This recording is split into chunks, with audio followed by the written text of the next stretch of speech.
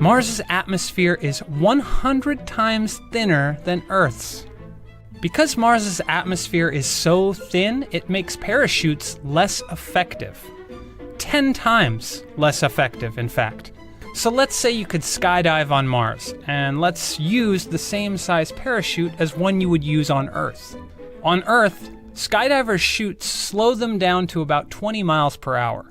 But on Mars, even with the parachute, you would still be falling at 200 miles per hour, which obviously is not good.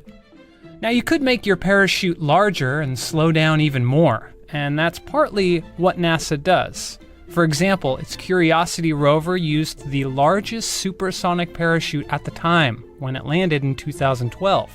But even that couldn't slow Curiosity down enough. To see why, let's go back to the skydiving. If you wanted to slow down at the same landing speed on Mars as on Earth, you would need a parachute that's 10 times wider, or about 110 feet in diameter, wide enough to cover the length of 2.5 school buses. Now, here's the catch. NASA's Curiosity rover weighs about 13 times more than the average person, which means to slow down at the same speed, it would need an even bigger chute. One that is about, 400 feet in diameter. But in reality, Curiosity's parachute was nowhere near that size. It was only 70 feet in diameter. Why? Because the bigger the chute gets, the greater chance it will rip. In fact, the largest parachute ever built and tested was just 150 feet wide. So in the end, it's physically impossible to build a parachute big enough, which makes landing on Mars risky at best. So how do space agencies do it?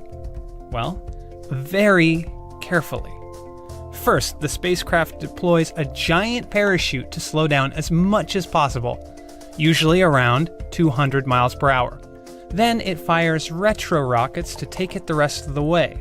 And that might not sound so hard, but if the parachute doesn't deploy at just the right time, or the rockets don't fire at just the right height, it's all over.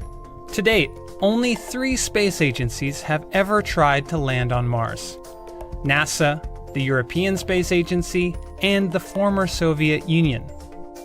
None have a perfect record.